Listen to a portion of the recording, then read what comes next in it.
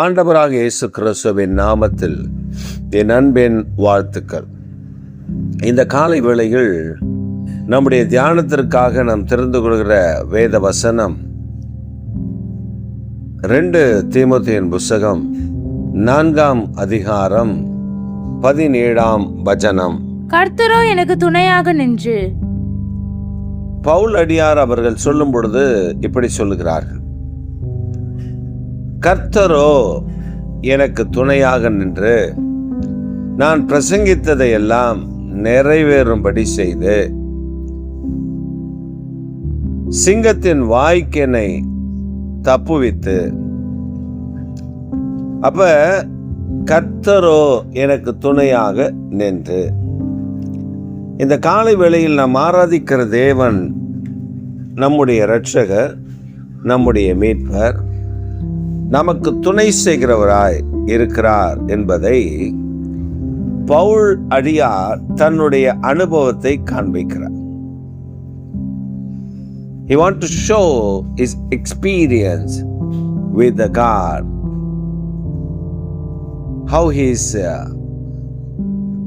leading his life with the Lord's presence, with his guidelines. நம்முடைய தேவனாகிய கர்த்தர் நமக்கு துணையாக நிற்கும் பொழுது அவருடைய ஆலோசனை, அவருடைய அறிவார்ந்த கிருபை, அவருடைய தயவு, அவருடைய இரக்கம் நம்மை சூழ்ந்திருக்கும் பொழுது நாம் என்ன பிரசங்கிக்கிறோமோ அது அவரிடத்திலிருந்து வர வேண்டும். அதான் முக்கியம்.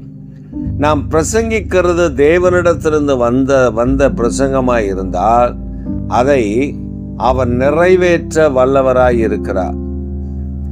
அப்ப நம்முடைய தேவனாகிய கர்த்தர் நம்மோடு கூட இருக்கும் பொழுது நம்மை கனப்படுத்துகிறார். நம்ம இஷ்டத்துக்கு கதை விட்டுற முடியாது. நம்ம இஷ்டத்துக்கு சில சொற்பொழி ஆற்றுவதை போல ஆற்றிவிட முடியாது. தேவனுடைய தூது இருந்தாதான் அவருடைய சத்தியத்தை பிரசங்கிக்க முடியும். ஒரு நாள் ஒருவர் பிரசங்கம் பண்ணுகிறார். அவர் பிரசங்கம் பண்ணும் பொழுது அவருக்கு பிரசங்கம் பண்ண தெரியாது. ஆனால் அவர் இப்பொழுது கற்றுக்கொள்ளுகிறார். அது எங்கேருந்து பார்த்து கற்றுக்கிட்டாருலாம் எனக்கு தெரியாது. பைபிள் வச்சுட்டாரு, 2 கன்கார்டன்ஸ் மேலே வச்சுக்கிட்டாரு, விளக்க உரம் ஒன்று இருக்கு அதை மேலே வச்சுக்கிட்டாரு. இந்த வசனத்துக்கு கன்கார்டன்ஸ்லேருந்து ஒத்த வாக்கியத்தை தேடி எடுத்து அதற்கான விளக்கத்தை அந்த விளக்க உரை நூலில் இருந்து எடுத்து அவர் பேசுகிறார். அப்ப இதுல என்ன இருக்குன்னா, தேவன் துணையா இல்லாமல்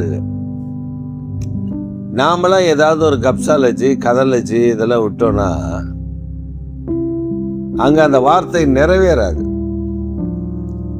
It shall not be like a prophetical message when we preach in Lord's name or Christ's name. கிறிஸ்துவின் நாமத்தினாலே, தேவனுடைய நாமத்தினாலே நாம் பிரசங்கிக்கிறது அது தீர்க்கதரிசனம் நிறைந்த வார்த்தையாய் இருக்காது, தொனிக்காது.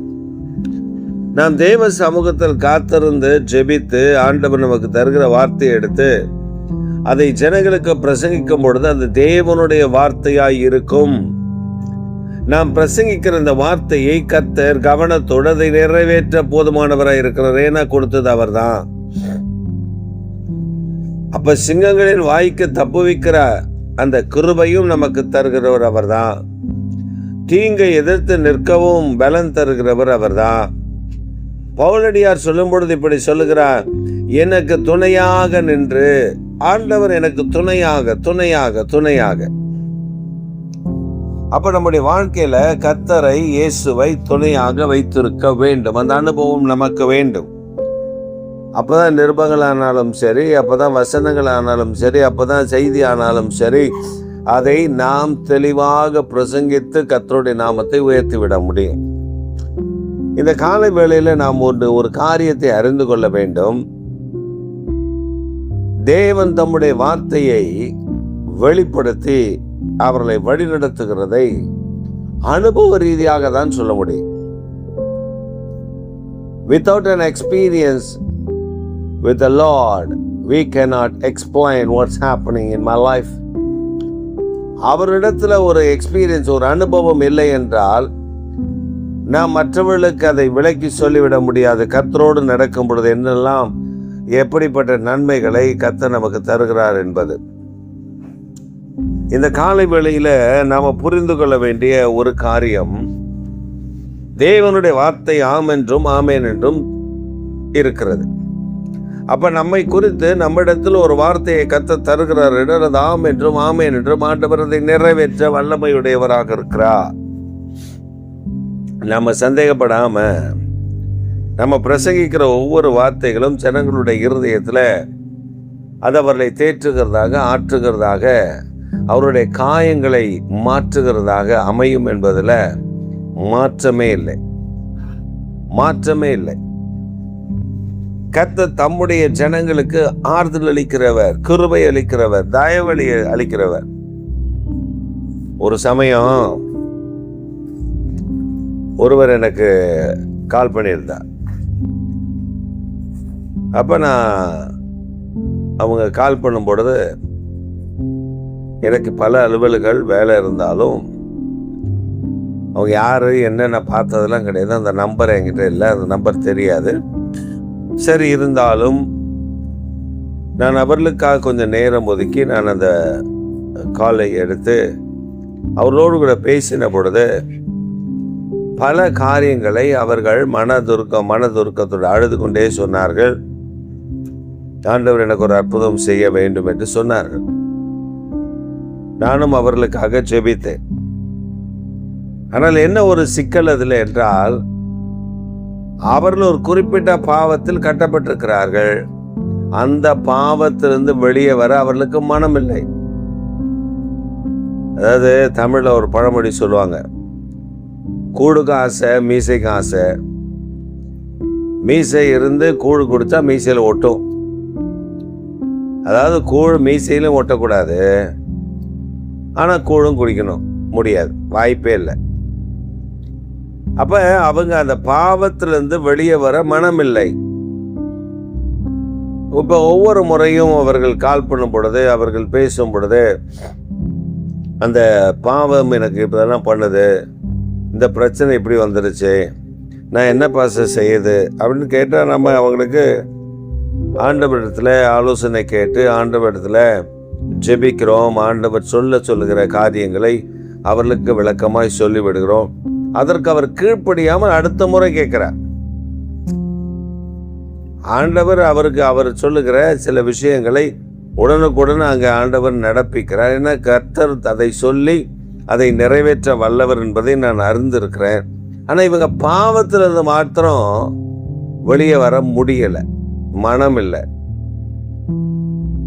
நான் பல முறை எச்சரித்தேன், சொன்னேன், நீங்கள் தான் சொல்கிறீங்க இந்த பாவம்னு, அதாவது வெளில வந்துடுங்க, ஆண்டவருக்கு பிரியமில்லாத பாவம் உங்களுக்கு எதுக்கு அப்படின்னா, ஆமாம் பாஸ்டர் கண்டிப்பாக நான் வெளியில் வந்தே ஆகணும் அப்படின்னு சொல்லிட்டு மீண்டும் அந்த பாவத்திலே தான், மீண்டும் அதே பாவம். அப்புறம் நான் அவங்கள அந்த கால், அதாவது அவங்களுடைய அந்த தொடர்புகளை துண்டித்து விட்டேன். ஏன் துண்டித்து விட்டேன்னா, தேவனிடத்துல நம்ம இவ்வளோ கஷ்டப்படுறாங்களா அவங்கன்னு சொல்லி ஜெபம் பண்ணி, ஆண்டவரே அவங்களுக்கு ஒரு விடுதலை தாரும் சொல்லி நம்ம ஜெபிக்கிறோம். ஆண்டவர் இந்த வசனங்களை தந்து இந்த வசனத்தை சொல்லுன்றாரு, நம்ம சொல்லிடுறோம். அந்த வார்த்தைகள் தேவனுடைய வார்த்தைகள், அது வந்தும் அதை கீழ்ப்படியாமல் பாவம் அவர்களை மேற்கொள்ளுகிறதுல பாவத்தில் அவங்க எப்படி வேறொன்று இருக்கிறாங்க. அப்போ நம்ம ஒன்று சொல்கிறோம், அவங்களுக்கு ஒரு என்ன வேணும், நான் பாவத்திலிருந்து வெளியே வர வேண்டும் என்கிற உணர்வு வேண்டும். ஆண்டவர் மட்டும் என் கூட இருக்கணும், ஆண்டவர் மட்டும் எனக்கு நன்மை செய்யணும், ஆண்டவருடைய காரியம் எனக்குள்ள பயங்கரமாக செழிப்பாக இருக்கணும். ஆனால் நான் செய்கிற தப்பை, நான் செய்கிற பாவத்தை, நான் செய்கிற அக்கிரமத்தை நான் செய்கிறத செஞ்சுட்டு தான் இருப்பேன். ஆனால் அதை கண்டுக்காமல் ஆண்டவர் எனக்கு உதவி செய்யணும். எப்படி முடியும்? நன்மையும் தீமையும் ஒரு நாவிலிருந்து வருமா? தித்திப்பான நீரும் கசப்பான நீரூற்று ஒரு நீரூற்றிலிருந்து வருமா? தேவன் நீதி உள்ள நியாயாதிபதி, தேவன் நீதிபரர். அவர் மனம் திரும்புறதுக்கு வாய்ப்பு கொடுக்குறாரு. இல்லை, நான் மனம் திரும்ப மாட்டேன் அப்படின்னு சொல்லி இந்த பாவத்திலே குடிக்கொண்டு இருந்தா ஆண்டவர் எப்படி அவங்களுக்கு உதவி செய்ய முடியும்? எத்தனையோ முறை சொல்லிட்டே வருவார். நாம அதிலிருந்து வெளியே வர்றதுக்கு மனம் இல்லை என்றால் ஆண்டவர் நமக்கு என்ன நன்மைகளை செய்ய முடியும்? பிசாசு செய்ய விட்டுருவானா? பிசாசு கேட்பான், ஆண்டவர்கிட்ட சொல்லுவான், ஆண்டவரே இந்த அம்மா இப்படி இந்த பாவத்தில் இருக்கு, நீர் எப்படி இந்த அம்மாவுக்கு பரிந்து பேசுகிறேன்? நீர் எப்படி இந்த அம்மாவுடைய காரியத்தை பொறுப்பெடுக்கிறேன்? அப்படி நீதியுள்ள நியாயாதிபதி தானே. அவர் அந்த குறிப்பிட்ட மகனுக்காக ஒரு பரிந்து பேசுவார். அவன் இன்னைக்கு மனம் திரும்பிடுவான், நாளைக்கு மனம் திரும்பிடுவான், நாளைக்கு மனம் திரும்பிடுவான்னு சொல்லுவார். இது மனம் திரும்பாமல் மறுபடியும் பாவம் செய்யும் பொழுது பிசாசு என்ன செய்வான் தெரியுமா? குற்றப்படுத்தி கொண்டே இருப்பான், குற்றம் சாட்டி கொண்டே இருப்பான். நன்மை செய்யவே விட மாட்டான். ஆண்டவரை நன்மை செய்யவே விட மாட்டான். ஆனால் அவர் பரிந்து பேசுகிறவராக இருக்கிறார். அவர் பரிந்து பேசுகிறவராக இருந்தாலும் பாவம் தலைவிரித்து ஆடும் பொழுது அவருக்கு உதவி செய்ய முடியாது. இதுதான் உண்மை. அப்ப நாம பரிசுத்தம் இல்லாமல் தேவனை தரிசிக்க முடியாது. அப்ப அவர் என்னோடு கூட இருக்கிறார், எனக்கு ஜெயம் கொடுக்கிறார். நான் பேசுகிற சத்தியத்தை ஜனங்களுக்குள்ள வெளிப்படுத்தி ஜனங்களை ரட்சிக்கிறார், மீட்டுக் கொள்ளுகிறார், ஆசீர்வதிக்கிறார். சிங்கம் வந்தா கூட அதனுடைய வாய்க்கண்ணை தப்பு வைத்து விடுகிறார். ஏன்னா அவருக்கு நான் கீழ்ப்படிந்து நடக்கிறேன், அவர் நினைக்கிறபடி பரிசுத்தமாய் வாழ்கிறேன். என்னை வழி நடத்துகிற கர்த்தர் என்னோடு கூட இருந்து என்னை கரம் பிடித்து நடத்துகிறார். அதனால தீமை என்னை அணுகாதபடி கர்த்தர் பாதுகாத்துக் கொள்கிறார். இந்த காலை வேளையில இன்றைக்கு ஆண்டவர் உங்களை விட்டு விலகாதபடி அவர் துணையாக நின்று, நீங்க சத்தியத்தை சொல்லும் பொழுது சத்தியம் மற்றவர்களுக்குள்ள கிரியை செய்து அவர்கள் ரட்சிக்கப்படுவதற்கு ஏதுவான கிரியைகளை நடப்பிக்கிற ஆண்டவர் இன்றைக்கு உயிரோடு கூட இருக்கிறார். அதனால இந்த காலை வேளையில் ஆண்டவர்கிட்ட சொல்லுங்க, ஆண்டவரே நீர் எனக்கு துணையாக நின்று என் கூட இருந்து வழி நடத்துங்க. அப்படி நடத்தும் பொழுது என்னுடைய பாவம் என்னை மேற்கொள்ள முடியாது. நான் பாவத்தில் இருந்தாலும் நான் உம்மோடு கூட நெருங்கி வரும்பொழுது அந்த பாவம் எல்லாம் அகற்றப்பட்டுரும், உங்க ரத்தத்தினால கழுவப்பட்டுரும், என்னை பரிசுத்தமா வச்சுக்கும், தீமை அணுகாதபடி கர்த்தர் பாதுகாத்துக் கொள்வார். அதனால இந்த காலை வேளையில எனக்கு அந்த கிருபையை தாரும் என்று சொல்லி கேளுங்க. அவர் அந்த கிருபையை தருவார். அது சிங்கமே வந்தாலும், பால சிங்கமே வந்தாலும், என்ன வந்தாலும் அது நம்மை சேதப்படுத்தாதபடி அவர் கிருபை, அவர் நம்மை பாதுகாப்பார். அதனால இந்த காலை வேளையில அவரிடத்துல ஒப்புரவாகி, ஆண்டவரே உடைய கிருபை நீர் என்னோடு கூட என்னை நடத்தும் என்று சொல்லி கேளுங்க. அவர் நடத்த போதுமானவர். ஆமென், ஆமென்.